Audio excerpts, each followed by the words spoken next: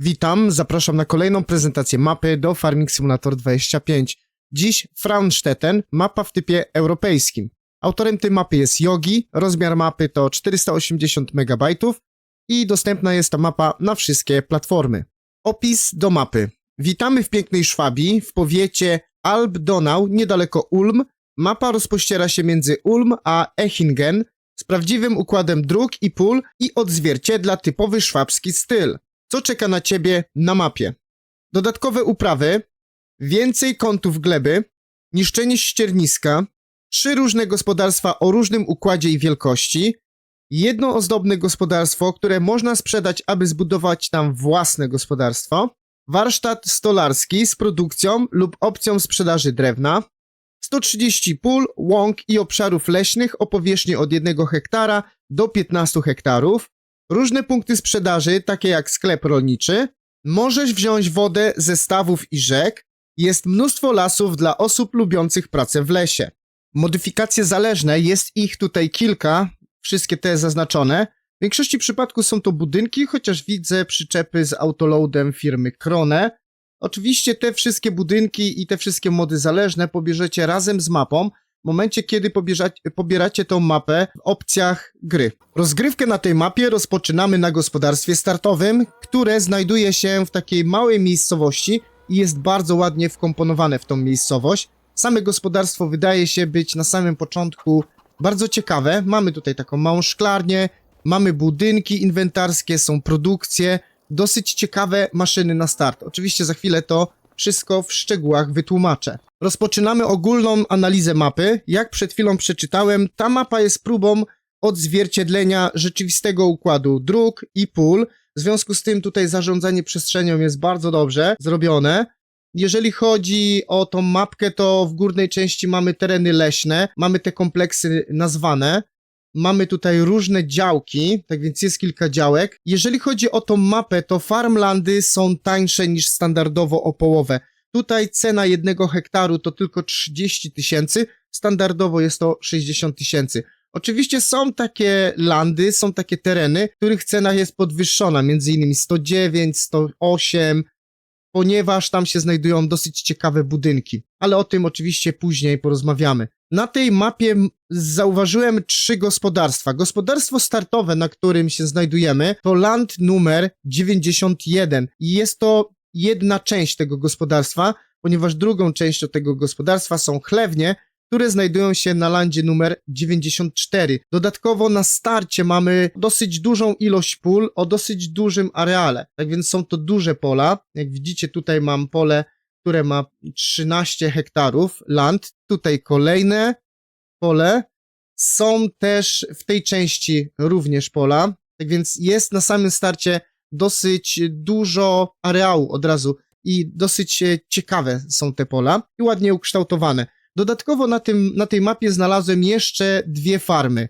Jedna farma na landzie numer 92, widzicie, niewiele kosztuje, 25 000, a druga, równie ciekawa, a może jeszcze bardziej ciekawa, kosztuje trochę więcej, 142 000 i jest to land numer 86. Tak to się prezentuje. Mamy też tutaj oczywiście budynki i produkcje, które będziecie mogli kupić. No tak jak powiedziałem, większość znajduje się tutaj w tej małej miejscowości. I tutaj mamy naprawdę dosyć dużo ciekawych produkcji i na samym gospodarstwie też są ciekawe produkcje. Mapa ta ma wsparcie dla rolnictwa precyzyjnego. Tak prezentuje się mapa gleb. Dosyć ciekawie. Są tutaj niektóre pola, gdzie jest tylko jeden rodzaj gleb. To na pewno ułatwi rozgrywkę na rolnictwie precyzyjnym. Dodatkowo miejsca, gdzie są jakieś gospodarstwa albo lasy, po prostu nie ma tutaj tej mapy gleb, więc jest to zindywidualizowane i specjalnie przygotowane dla tej mapy. Na mapie tej mamy dodatkowe uprawy, jest ich chyba 8. Oczywiście mamy zmieniony kalendarz upraw, gdzie jest dokładnie powiedziane, w którym miesiącu możemy siać, ewentualnie w którym miesiącu będziemy zbierać te dodatkowe uprawy. Jeżeli chodzi o zwierzęta, to jest tutaj dosyć dużo budynków inwentarskich na start. Jest kurnik dla kur, mamy tutaj kilka kur, jest obora, mamy również kilka krów. Są 2 chlewy, ale jak widzicie nie ma świń. Te chlewy znajdują się w drugiej części gospodarstwa i dodatkowo mamy jeszcze miejsce, gdzie są kozy. Jest tutaj kilka kus na samym starcie. Jeżeli chodzi o kontrakty, bardzo fajnie się tutaj to wszystko prezentuje, ponieważ na samym starcie mamy trwałe użytki zielone. W związku z tym jest na przykład taki kontrakt jak sianokosy, przetrząsanie trawy, tak więc to jest fajna rzecz. Oczywiście nowe kontrakty, które przyszły z Farming Simulator 25 są również tutaj, wycinka suchych drzew, transport drzew, chyba nie ma rozbijania kamieni, nie zauważyłem. Jeżeli chodzi o produkcję, na samym starcie mamy tutaj w obrębie gospodarstwa już kilka produkcji, między innymi suszarnie, gdzie możemy sobie suszyć siano i fajnie jest to tutaj zrobione, ponieważ aby suszyć siano, musimy wykorzystywać jako opał słomę albo zrębki, tak więc to jest fajna rzecz. Mamy tą szklarnię, którą przed chwilą wam pokazywałem i też jest tutaj fajna sytuacja, że oprócz wody mamy również nawóz stały i są również nasiona, aby można tutaj uprawiać czosnek, kapustę pekińską, papryczki, chili i tak dalej. Tak więc ciekawie się to też prezentuje. Jest również możliwość zrobienia paszy mineralnej na gospodarstwie i do tego będziemy wykorzystywali kilka produktów, między innymi kiszonkę, rzepak, siano i ziemniaki. Tak więc fajnie się to prezentuje. Jest tutaj specjalna taka maszyna, która produkuje paszę mineralną.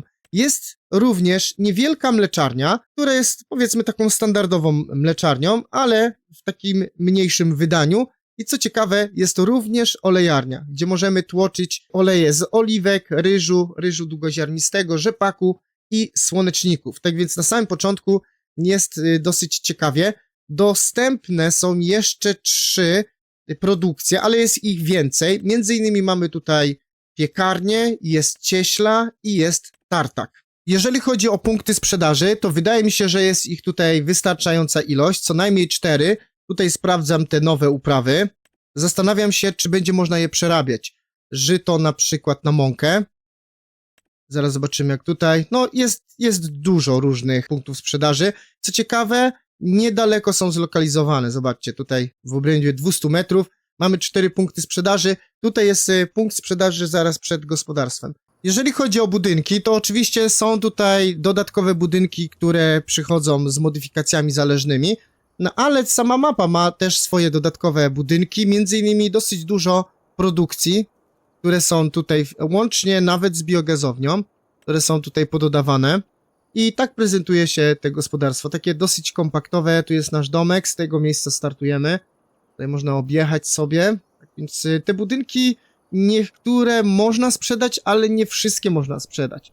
I to jest tego typu mapa, gdzie raczej trudno sobie już zmieniać te budynki, ponieważ one są wpisane w tą mapę, ponieważ mapa tutaj odzwierciedla pewną rzeczywistość. Chociaż jest jednak gospodarstwo, które można tam posprzedawać budynki i poustawiać sobie jak chcecie poustawiać. Pospacerujmy troszkę po tym gospodarstwie, bo one wydaje się być bardzo ciekawe i zaczniemy tutaj od małej szklarni, gdzie możemy uprawiać wszystkie standardowe te uprawy, ale ciekawym jest to, że tutaj trzeba dodawać wodę i jeszcze nasiona i nawóz. Tak więc tak to fajnie wygląda. Tu mamy też beczkę na wodę. Tą wodę możemy pozyskiwać tutaj ze stawów i z takiej rzeczki. Miałem tutaj takie pytanie, jak tutaj ewentualnie później zebrać te palety, które się tutaj pojawią w momencie, kiedy będziemy używali tej szklarni, ale okazuje się, że zobaczcie, tu można sobie otworzyć i w związku z tym tam jest ładowacz teleskopowy i można sobie te palety wyciągnąć. Dobrze, oczywiście tutaj mamy trigger, gdzie możemy się przebrać, tu jest trigger snu, sam domek wygląda dosyć fajnie. Zobaczcie, jaki fajny tutaj jest obrazek. Mamy również sprzęt startowy, samochód, Skoda Kodiaq. I tak się prezentuje tutaj gospodarstwo. Zobaczcie, jak to fajnie wygląda. Wchodzimy do środka i tutaj jeden z pierwszych sprzętów startowych, jest to jeden z 2 ciągników, Fendt Vario, 311 Vario, 113 koni mechanicznych. Jak powiedziałem wcześniej, gospodarstwo ma dosyć dużo pól, w związku z tym potrzebne są duże maszyny i duże ciągniki. Jest tutaj jeszcze większy ciągnik, za chwilę wam pokażę. Tutaj mamy miejsce, wybieg dla kur. W tym miejscu karmimy Kury sobie stoją tutaj. Nie wiem, czy one chodzą, czy one sobie po prostu tylko stoją. Tak. A jajka zbieramy, jeżeli się nie mylę, z tej strony. Tutaj chyba. W tym miejscu będą te jajka. Tutaj mamy osprzęt do tura. I jak powiedziałem, tutaj można otworzyć tą bramkę, żeby sobie zabrać ewentualnie warzywa, które wyhodujemy w szklarni. I tak jak powiedziałem, mamy tutaj duży ciągnik, ponad 200-konny, ponieważ jest to Fendt 720 Vario, tak więc naprawdę on się tutaj przyda, bo na samym starcie jest dosyć duży areał. Tutaj jest taki garaż, gdzie znajdziemy po pierwsze przyczepę Kronę, bardzo fajna przyczepa, jedna z dwóch, jest do tego opryskiwacz Amazon i jest rozsiewacz firmy Amazon, tutaj możemy wyjść i z tyłu jest chyba taka łąka. O właśnie, ale ta łąka jest tutaj tak wypłaszczona i chyba ten teren należy do tej drugiej farmy. Dodatkowo w tym budynku mamy jeszcze magazyn na bele, gdzie możemy przetrzymać do 250 bel i palet. Mamy tutaj taką fajną wiatę, jest tutaj druga przyczepa firmy Krone, jest to ta z modyfikacji, ona ma też autoload, jeżeli się nie mylę, są maszyny do uprawy. Tu jest to Horsch Credo i on chyba zdublowany jest, ponieważ mamy później siewnik Horscha i tutaj też tą samą bronę też zdublowane jest, co nie? Tu jest osobno, a tutaj jest siewnikiem. I mamy kosiarki czołową i tutaj tylną, ponieważ mamy hodowlę bydła na starcie, mamy tutaj oborę, tak więc musimy mieć też odpowiedni sprzęt do tego. I teraz tak, tutaj gdzie będziemy mogli odebrać gnojowice, i duża beczka do gnojowicy, fligl. Tak, i teraz możemy przejść na drugą stronę. Tutaj mamy jeszcze sprzęty, taki kultywator John Deere'a. I jak widzicie, bardzo fajnie pofałdowana jest ta mapa. Jest tak przyjemnie pofałdowana, więc tam widać BGA z daleka. Idziemy teraz do obory, ponieważ w oborze, no tędy nie wejdziemy, przez górę musimy wejść. Tutaj mamy oborę, jest chyba 11 krów, znaczy 10 krów, jest jeden cielak. O, proszę bardzo, tutaj chodzi ten cielak. Można tutaj otworzyć sobie na przykład tą bramę. Okej, wejdziemy sobie do środka i tutaj oczywiście karmimy zwierzęta, ścielimy. Jest na wyposażeniu, jest paszowóz również, tak więc nie jest to jakimś problemem. Tutaj otwieramy, tylko że to chyba trzeba wejść z tej strony, jest tylko otwarcie. Nie mogę otworzyć? Okno zarządzania. O właśnie, tutaj można otworzyć. Dobrze. I tu jest trigger do odbioru mleka. Tak więc to mleko możemy stąd odebrać. Kiedy wyjedziemy na zewnątrz, płyta obornikowa, na której stoi ładowarka teleskopowa firmy Fendt. To jest bardzo fajny wybór. Zobaczcie, wszystkie sprzęty Fenda na samym początku. Panie, tutaj też taki klimacik jest. Dodatkowo w tym miejscu znajduje się kolejny magazyn na bele i palety. I na starcie mamy 9 bel kiszonki, tak więc to jest fajne. Idziemy sobie tutaj, jest takie pomieszczenie, gdzie stoi paszowóz firmy Kun. Tutaj możemy na przykład luzem trzymać, powiedzmy, nie wiem, kiszonkę, czy coś takiego, albo sobie zaparkować te sprzęty. W tym miejscu najprawdopodobniej, ponieważ takie rozwiązanie widziałem już na innej mapie, znajduje się zasobnik, do którego będziemy wrzucali wióry i chyba słomę. Ponieważ to będzie paliwo do suszenia trawy, a później powstaje z tego siano. Tak więc tutaj jest ten trigger. Tak mi się wydaje, ale nie jestem do końca pewien, bo nie próbowałem tego, ale wiem, że w jednej mapie tak to się też prezentowało. I teraz tak, mamy tutaj silosy, taki o pojemności 400 000 litrów. Niestety nie mamy na starcie żadnych zbóż, szkoda. No i tutaj możemy sobie wyjechać, ponieważ tutaj mamy jeszcze zagrodę dla kóz. Więc w tym miejscu mamy taką zagrodę dla kóz. I w tym miejscu, o właśnie, po pierwsze, to jest miejsce, gdzie przywozimy trawę. Tak jak wcześniej pokazywałem, miejsce, gdzie przywozimy sobie wióry i słomę, żeby suszyć siano, żeby robić siano, to tutaj przywozimy trawę. Bezpośrednio tutaj sobie cofamy. Wchodzimy tutaj do tej stodoły. W tej stodole mamy kolejny magazyn na bele i palety. Dosyć fajnie jest to skonstruowane. Tutaj mamy okno zarządzania na 250 bel. Ok. Idziemy sobie dalej. Tutaj jest pod sufitem 7 chyba. Ok, fajnie to wygląda. I okienko zarządzania jest tutaj na tych schodach, tak więc tutaj zarządzamy. Okej, można ją rozładować. Więc świetnie. Zejdziemy sobie na dół. I w tym oto miejscu znajduje się ta mieszalnia pasz. Tutaj możemy produkować paszę. Tak, tutaj jest zarządzanie tym.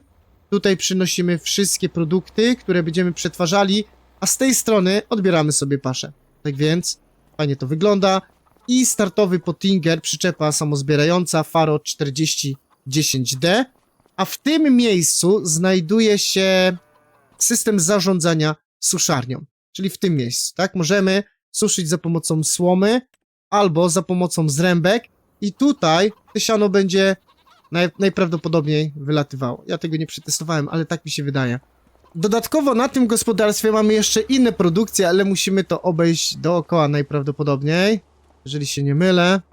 Tak więc to jest tutaj. A, to się mylę. Bo to trzeba zejść tam na dół. Więc o, to jest... O, właśnie, widzę tutaj. Jak do tego dojść? To jest... Tu już byliśmy.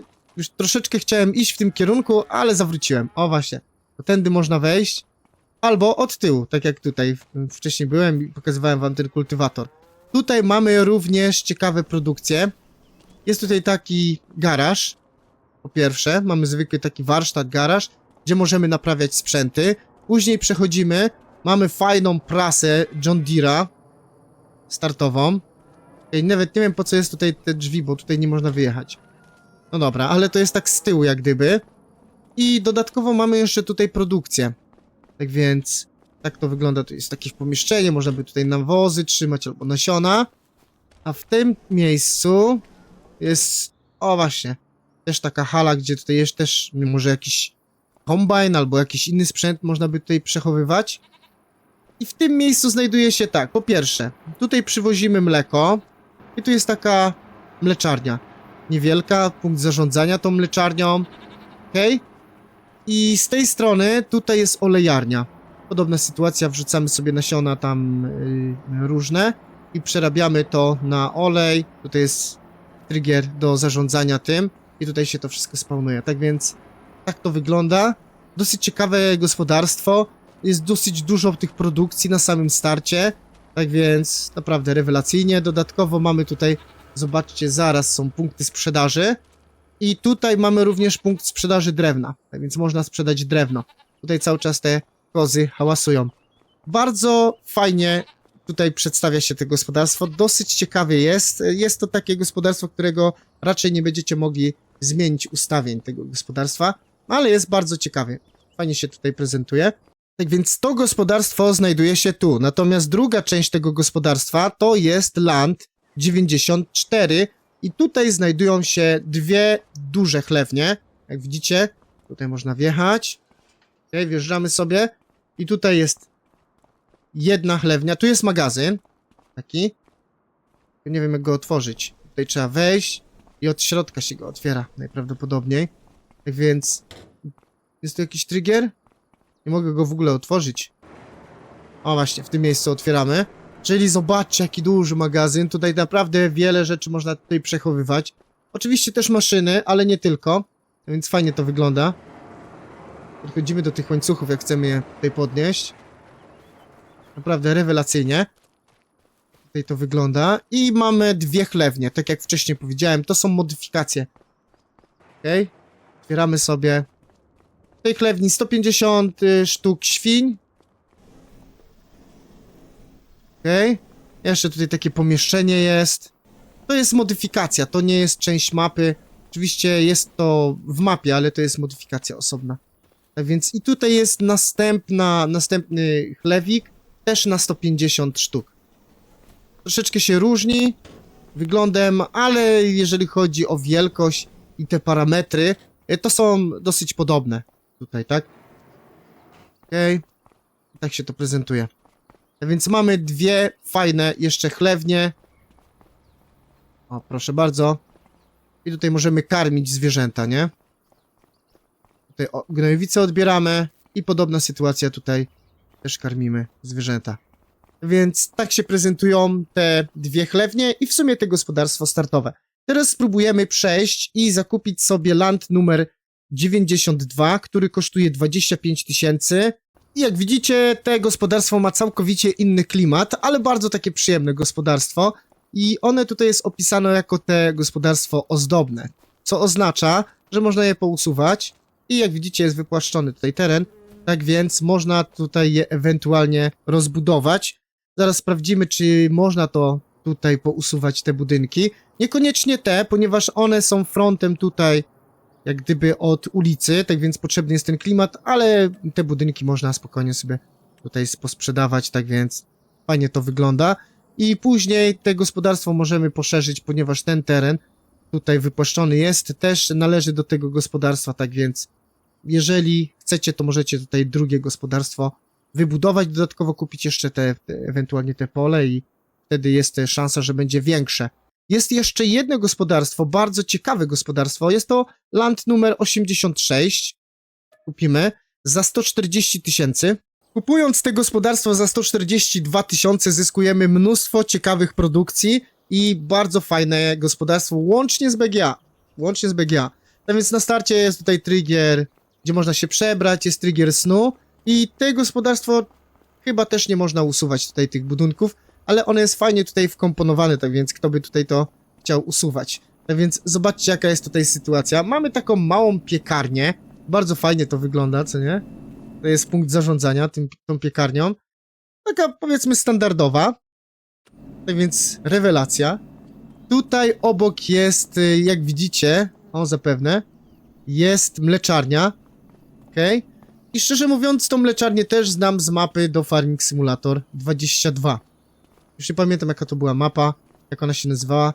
Tutaj się podnosi i tu jest też taka mała mleczarnia. Okej. Być może Yogi to w innej mapie do 22 też wykorzystywał. Chyba coś takiego. Tak więc tutaj mamy taką małą mleczarnię. Otwieramy sobie. Nie ma tutaj maszyn, bo zakupiliśmy tylko gospodarstwo, ale jest, zobaczcie, taka duży garaż. Więc fajnie się to prezentuje. I po tej stronie, okej, sobie otworzymy od razu tutaj. Żebyście zobaczyli, jak to wygląda. Sklepik przydomowy, powiedzmy. Fajnie to wygląda również. Co nie? A tutaj mamy garaż. Warsztat, gdzie możemy naprawiać maszyny. To sobie tutaj też otworzymy. Bardzo ciekawie to się znowu tutaj prezentuje. No możemy sobie pójść dalej. Tutaj można by ewentualnie postawić sobie jakąś wiatę albo maszyny ustawiać tak bez dachu, tak? Można sobie tutaj jakieś maszyny tutaj przechowywać. Tworzymy sobie tutaj i zobaczcie, jest następna ciekawa sytuacja, ponieważ tutaj jest taki magazyn na bele i palety, tam u góry, podobny pomysł i ten sam chyba budynek, jak był na tym pierwszym gospodarstwie. I tutaj mamy kolejną taką niewielką produkcję, mały młyn zbożowy, żeby mieć mąkę, powiedzmy, dla tej piekarni. Tylko chciałbym sprawdzić, niestety te nowe uprawy nie są tutaj, nie ma tutaj możliwości przerobienia. Tak więc to jest minus. Dodatkowo nowe uprawy nie są wplecione w system żywienia zwierząt, jeżeli się wydaje tak. Niestety, to jest jednak problem, bo powinien być. Jeżeli są tutaj te nowe uprawy, to powinno być to zrobione lepiej troszeczkę, bo to jest duży minus moim zdaniem. Pozostałe rzeczy są tutaj naprawdę fajnie zrobione, natomiast jeżeli ktoś dodaje dodatkowe uprawy, no to sensownym byłoby, żeby te uprawy, oprócz tego, że rosną na polach, to można coś z tego zrobić, nie? Fajna płyta obornikowa, okej? Fajnie to się prezentuje tutaj. I teraz tak, ponieważ tutaj mamy oborę. Jest obora na 100 krów. Nie mamy zwierząt tutaj na starcie. Nie jest to tak jak w przypadku gospodarstwa startowego. Tutaj sobie wychodzimy. Jest naprawdę, no, przyjemne gospodarstwo, co nie? Stamtąd przyszliśmy. Tutaj sobie przechodzimy. I kolejny, jak to tutaj na każdym gospodarstwie są co najmniej 3 takie magazyny Nobele. To jest fajnie też zrobione i w tym miejscu jest również. A tutaj jest chyba siano, bo tutaj jest też ta suszarnia, tylko muszę jeszcze znaleźć, gdzie tutaj się wrzuca te siano. I tędy odbieramy sobie mleko. Z tej strony tu jest punkt, gdzie odbieramy gnojowice. Niestety te krowy nie mają żadnego pastwiska. Znaczy w tym sensie, że no jest taki mały tutaj wybieg, ale nie chodzą po trawie, tak więc nie ma grazingu. I tu jest miejsce, gdzie odbieramy gnojowice. Zobaczcie, ile tutaj mamy różnych ciekawych szklarni. Tych szklarni jest tutaj dużo, naprawdę. A więc trzeba tutaj wejść. No jest tego dosyć dużo. Oczywiście podobnie jak to w przypadku tej wcześniejszej szklarni mamy nasiona, nawóz stały i woda. A tutaj jest te pole z truskawkami. Bardzo ciekawie wygląda. Tutaj zobaczcie, tutaj, że ktoś niby przyjechał do pracy, pracować na tym polu. Tak więc tutaj są auta i jest ten Strawberry Fields. Spróbujmy tutaj jakoś to uruchomić. Niestety nie będzie tego. O, truskawki najlepiej aktywować. Co ciekawe, tutaj słomę jeszcze przywozimy, wodę, nawóz stały i nasiona. Więc to na pewno jest ciekawa sytuacja, co nie? I tutaj będziemy mieli te nasze uprawy. A więc rewelacyjnie. To jest bardzo fajny pomysł. To mi się naprawdę bardzo spodobał. I nazwa jest Strawberry Fields, czyli takie pole truskawkowe, ale jak widzicie, nie tylko truskawki można tutaj nie wiem, uprawiać, ale inne również, inne uprawy, więc ciekawie to się prezentuje. Nie wiem, czy to zimową porą też można. Może fajnie było, gdyby zimową porą nie można było tutaj tego uprawiać. No i oczywiście mamy BGA za 142 000. Zobaczcie, ile punktów produkcyjnych kupiliśmy łącznie. I mamy również duże BGA. To jest naprawdę opłacalny interes, opłacalny biznes. Na samym starcie, zobaczcie, jest potężne BGA. One jest tutaj wbudowane w tą mapę, to jest chyba takie jak Yogi tutaj zrobił. Więc nie wiem, czy tu się czasami nie podnosi to. Ale szczerze mówiąc, nie sprawdziłem tego. Nie podnosi się chyba. Więc jeszcze tu kilka rzeczy można by odkryć na pewno. Zobaczymy, jak się to przerabia tutaj, bo być może jest jakaś nowa... Nie, w sumie chyba wygląda to podobnie jak standardowe rozwiązanie. Okej. Więc ciekawie się to prezentuje. Fajnie by było, gdyby na przykład poferment był używany w szklarniach, to byś musiał używać tutaj BGA. Można by to zrobić ciekawiej, autentycznie. Moim zdaniem, jakby tutaj troszeczkę pomyśleć, to można by zrobić z tego jeszcze naprawdę ciekawsze rozwiązanie.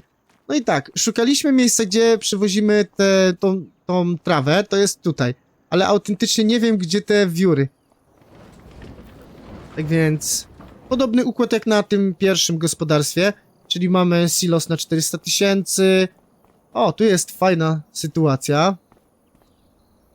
Czyli też mamy magazyn na belki. Ciekawe, czy tam będzie można wjechać na górę. To by było rewelacyjne, nie? Tam można było... Proszę bardzo. Wow. Rewelacja. Moim zdaniem rewelacja, nie? Dobra, okej. I tutaj, jak widzicie, mamy tą oborę dla krów, taką drugą, bo to są dwie. Tak więc można by to trzymać cielęta tutaj, powiedzmy. Coś takiego, tak bym sobie to... Ja bym to sobie tak wymyślił. I autentycznie nie wiem, gdzie tutaj się... A i tutaj mleko odbieramy. Ale nie wiem, gdzie nie mogę znaleźć tego miejsca... O, jest buda dla psa. Widzę, bo piłka jest, ale psa nie ma. Nie wiem, autentycznie, być może w tej drugiej suszarni używa się tego do suszenia tych wiórów, albo słomy, albo nie jestem w stanie znaleźć, albo gdzieś przegapiłem. Może to być gdzieś... Chyba przegapiłem. I nie jestem w stanie, bo tutaj się przywozi, jak rozumiem, przywozi się tutaj trawę. Zresztą zaraz zobaczymy. Nie, są te zrębki, to gdzieś one muszą być... musi być ten trigger. Nie wiem. Szczerze mówiąc, autentycznie nie wiem, gdzie to jest. Ale to obstawiałbym, że gdzieś w tym budynku, co nie? Sensownie to brzmi. Ale nie znalazłem tego. Może ktoś z was znajdzie. Nie będę tutaj tego tak szukał długo. W obrębie tej małej miejscowości znajduje się tutaj większość punktów sprzedaży i tak dalej. Ponieważ, tak jak to było na samym początku wytłumaczone, ta mapa jest odzwierciedleniem jakiejś rzeczywistości, tak więc tutaj nie będziemy sobie rozrzucać po różnych tam miejscach jakichś punktów sprzedaży. Wszystko jest to kompaktowo tutaj. Większość tych rzeczy znajduje się w tym miejscu. Tak samo zobaczcie, ile jest tutaj punktów produkcji na tym drugim gospodarstwie. A więc tak to wygląda. Tutaj jest sklep. Przed chwilą właśnie zakupiłem sobie sprzęt. Te sklepy wyglądają tutaj bardzo ciekawie. Tak więc jak na taką niewielką w sumie wagę tej mapy, no jest dosyć dużo takich niestandardowych budynków, tak więc to jest rewelacja moim zdaniem. Tutaj mamy punkty sprzedaży, tutaj jest sklep, naprawiamy ciągniki, o właśnie tam. Tutaj jest warsztat, tam jest punkt do sprzedaży okopowych, warzyw, z tego co kojarzę. No, wszystko się tutaj zawiera, tak? Wszystko się zawiera w tej małej miejscowości, wszystko tutaj możemy sprzedać, handlować i tak to się tutaj prezentuje. Wróciłem do miejsca, gdzie jest sklep, ponieważ jeżeli potrzebujecie takiego prawdziwego tartaku, no to on się znajduje tutaj z tyłu. Drewno można sprzedawać w różnych miejscach, z tego co zorientowałem się, bo tam są trygiery, natomiast taki tartak z prawdziwego zdarzenia, to on się znajduje z tyłu, tak samo i cieśla, tutaj wióry, no i można przebiec się, bo jeszcze istotnym tutaj takim budynkiem jest piekarnia. W sumie zastanawiam się, czy by nie kupić całego tego terenu, bo zobaczcie, można kupić cały ten teren i on kosztuje tutaj, ile? 400 000. Ja mam odpowiednią ilość pieniędzy, więc sobie kupię za 400 000 całą wioskę. Tak więc fajnie to może wyglądać. Nie wiem, czy te produkty są teraz moje. Tak, one są moje. Nie będę. Nie, zarządzę jest tylko. Nie wiem, czy je będę mógł używać. Bo tam nie jest nadal cały czas napisane, że kupić musiałbym. Dobrze, chciałem po prostu przejść tutaj, do tej piekarni. Nie wiem, jak to będzie działało, czy to już jest moja piekarnia. Kupić budynek trzeba, osobno. Aha, czyli land kupiłem, ale budynek osobno trzeba będzie kupić. Jak widzicie, można jeszcze ewentualnie kupować takie małe tereny. 110, to jest chyba najdroższy przelicznik, tutaj jest razy 10. No bo tutaj mamy, o widzicie, jak sobie jeszcze te takie małe tereny pokupujemy, to tutaj jeszcze dodatkowo jest taka sytuacja, że mamy taką oborę. Jeszcze dodatkowo. Jest jeszcze kilka takich miejsc na mapie. Możecie je kupić za w sumie niewielkie pieniądze i są takimi budynkami, tak jak tu widzicie obora. To jest często widywane na mapach, które próbują w jakiś sposób przedstawić jakąś rzeczywistość. To wtedy ciężko jest ująć w ramach jednego gospodarstwa, czy coś takiego w związku z tym. Możesz mieć gdzieś tam jakieś własne gospodarstwo gdzieś tam, a oborę gdzieś w drugim końcu wioski. Podobną sytuację znajdziecie chyba tutaj, 107, jeżeli zakupicie. Tutaj mamy, o właśnie, taki garaż, taką wiatę, tak to się ona tutaj prezentuje. Jeżeli komuś jest potrzebna tego typu rzecz, no to proszę bardzo. I podobne funkcje są tutaj, czyli te ostatnie landy, one troszeczkę są droższe w przeliczeniu na hektar, ale jak widzicie za 15 000 to nie są duże pieniądze tak naprawdę. I ten land to jest taka wiata z takim terenem wśród pól, więc można by tutaj coś ewentualnie jeszcze sobie postawić za całkiem nieduże pieniądze, tak więc wydaje mi się, że jak najbardziej. I jeszcze jest tutaj 109. W przypadku tego landu 109 jest to po prostu warsztat. Można to sobie zrobić w taki sposób, że zakupić tylko sprzęt i robisz tylko usługi. Ponieważ jest tutaj dużo pól, nie musisz po prostu, nie wiem, gospodarzyć, tylko robić usługi. Dodatkowo tu jest staw, jeżeli się nie mylę, i z tego stawu będzie można wodę chyba pobrać, bo tutaj jest nawet widać, że tak ładnie wyprofilowane. Mamy tutaj takie też tereny leśne. Tutaj może raczej, sobie pójdziemy. Pokażę wam, jak tutaj lasy wyglądają. Lasy mogły być lepiej zrobione trochę. Trochę takie słabe, no chyba, że tam tak wyglądają te lasy. I tutaj są generalnie lasy liściaste. Przynajmniej w tej części. Zastanawiam się, czy w innej części... Aha, bo jak kupowałem chyba tamten teren, to kupiłem chyba to też jest moje. Widzicie, bo się jest podświetliło. Jak kupowałem wioskę, to kupiłem ten las. No chyba to też jest mój teraz. Więc może to był dobry interes. Za 400 000 kupiłem całą wioskę i las. Chyba to też jest tego typu sytuacja, że to jest chyba teraz moje. Zresztą zaraz zobaczymy, podejdę. Mógłbym to chyba ściąć nawet. A więc tak to się tutaj prezentuje. Jeszcze jest tutaj dosyć istotny budynek, a mianowicie mamy tutaj taką żwirownię, gdzie też jest produkcja. Fajnie to też wygląda. Chociaż akurat tutaj można by trochę poprawić to. Pomysł jest dobry.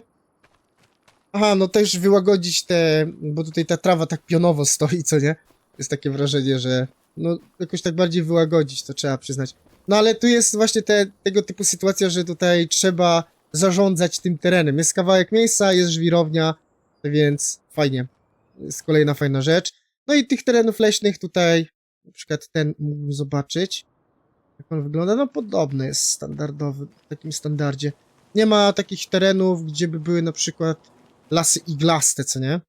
Może gdzieś są, ale ja ich nie widziałem, więc nie znalazłem ich. Więc tak się prezentuje ta mapa. Wydaje mi się być naprawdę ciekawym rozwiązaniem. Jak kupiłem ten teren, to zobaczcie, kupiłem wszystko to. Wszystkie te... No, nawet tutaj ten teren. Bo nie wiem, co tam jest. Zaraz sobie wejdziemy. O, te łąki są. Trawy też. Właśnie musimy sobie jeszcze zobaczyć, jak wyglądają te nowe uprawy, które są tutaj pododawane. Trawa trochę inaczej wygląda niż taka standardowa. I tutaj zobaczcie... Tutaj można by rozwalić te kamienie. Ciekawe, czy być może są te kontrakty na to. Zobaczcie, jest taki teren. To jest ogrodzone. Można by te kamienie usunąć i zrobić jakiś plac budowy z tego. Zobaczcie, tu jest jakieś opuszczone w ogóle gospodarstwo. Ogrodzone drutem kolczastym. Nie wiem, czy... Tak, ja to kupiłem, ale nie wiem, czy to można jakoś tutaj wejść. Coś tu porozwalać. O, jest ciekawa mapa. No więc ta prezentacja od razu będzie, z góry uprzedzam, będzie długa.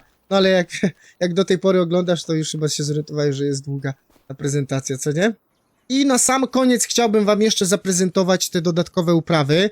Tak więc tutaj mamy taką mieszankę. Tutaj jest gorczyca. Kukurydza jest również. I to jest żyto. Tak, to jest żyto. A po drugiej stronie jest przężyto troszeczkę niższe. I tam jest zielone żyto. Tak więc fajnie, że są te dodatkowe uprawy i to jest duży plus, ale równie dużym minusem jest to, że nie przerabiamy tych zbóż, tylko możemy je w ogóle tylko i wyłącznie sprzedać. Zresztą sprzedajemy tylko i wyłącznie 3 zboża, żyto, przężyto i jeszcze chyba jedno jakieś zboże. Pozostałe najprawdopodobniej robimy na sieczkę i ewentualnie robimy z tego, nie wiem, kiszonkę, jak mi się wydaje. Tak bym to obstawiał. Szkoda też, że te nowe uprawy nie są wplecione w system żywienia zwierząt. To jest największy, moim zdaniem, minus tej mapy. Pozostałe elementy jak najbardziej fajnie tutaj wygląda. Dużo pól po prostu, tak, małe gospodarstwa, może nie tyle małe, ale mała miejscowość. Fajnie to wszystko tutaj wygląda. Nie trzeba gdzieś daleko jeździć, jeżeli gospodarzysz tutaj akurat w tej miejscowości, bo pola są dookoła, punkty sprzedaży są blisko. BGA możesz mieć na własnym gospodarstwie, więc to jest też duży bonus. Jest to fajnie pofałdowane i jak w przypadku takich map, które są odzwierciedleniem jakiejś rzeczywistości, no to może być problem z grywalnością, mogą być kąty pól nie takie, jakie są dla was takie bardziej lubiane, no ale takie są plusy i minusy właśnie tego typu map. Ale dosyć ciekawa mapa, muszę przyznać. To tyle, jeżeli chodzi o tą prezentację. Mam nadzieję, że ona wam się spodobała. Jeżeli tak, to oczywiście proszę łapkę w górę i zapraszam na kolejne. Pozdrawiam, Anton.